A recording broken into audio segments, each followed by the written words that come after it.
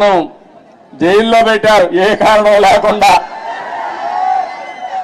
కానీ ఆ రోజు హైదరాబాద్ లో మీరు చూపించిన చొరవ నా జీవితంలో ఎప్పుడో మర్చిపోలేను.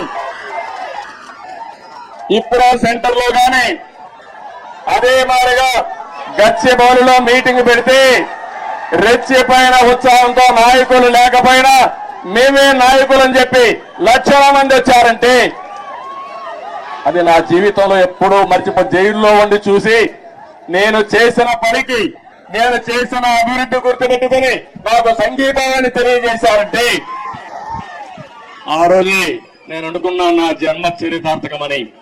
ఇక్కడే కాదు ప్రపంచం మొత్తం అన్ని 70-80 దేశాలు, ఆ దేశాల పేర్లు కూడా నాకు తెలియవు కానీ తెలుగు వారు అక్కడికి వెళ్లి 53 రోజులు రోడ్డెక్కి నిరసనలు తెలియజేశారు. ఇది మరిచిపోలేని అనుభవం అని చెప్పి నేను మీకు తెలియజేస్తున్నాను.